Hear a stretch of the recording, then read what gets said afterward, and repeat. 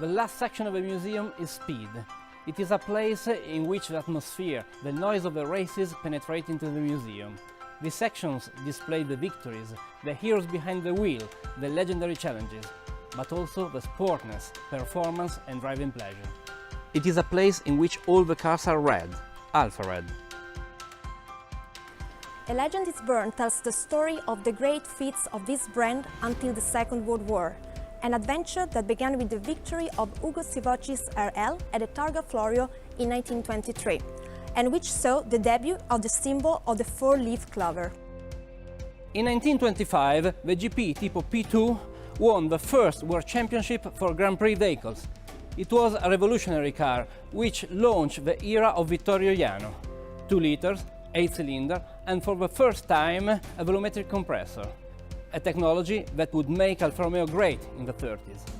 The legendary P3 that saw Nuvolari star in his biggest endeavors. Then the AC 2900B Speciale Le Mans, one of the museum's masterpieces.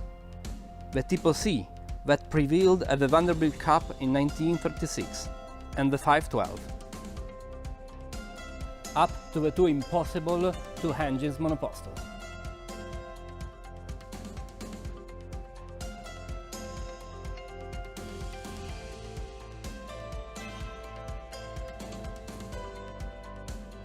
Before he became the Drake, Enzo Ferrari debuted as an Alfa Romeo driver in 1920. In 1929, he founded the Scuderia Ferrari, that soon became the Alfa Romeo's official racing department. That period brought Alfa many victories, but also extraordinary cars, which displayed the Alfa Romeo emblem on the bonnet and the prancing horse of Ferrari on the side. There were also outstanding vehicles, like the Bimotore, 2-engine, 1 engine in the front and 1 in the rear, for an overall power of 540 horsepower, and a speed record that Tazio Nuvolari set on the Firenze-Mare highway at over 350 km/h.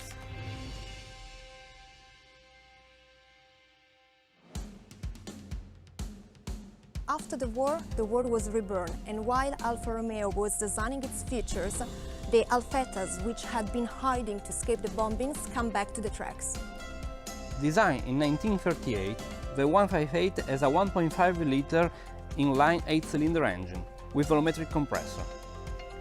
In the beginning, it had 185 horsepower, but when the first F1 World Championship started in 1950, it has already reached 350 horsepower.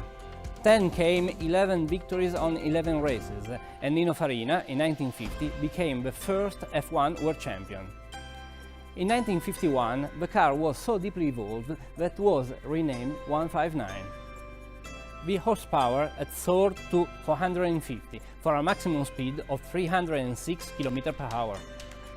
It was an intense championship, all the way to the last race, the Spanish Grand Prix, when Fangio won the World Championship with a victory that would go down in history.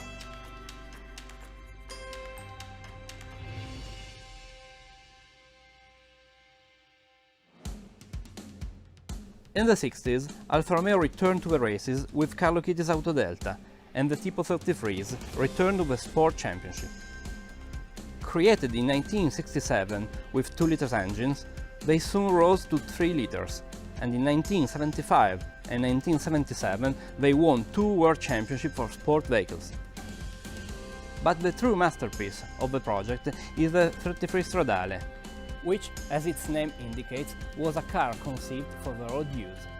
Production was planned for 50 units, but it stopped at only 18 chassis, 12 of which have this streamlined body designed by Franco Scaglione, which immediately made this car one of the immortal and timeless icons of Alfa Romeo.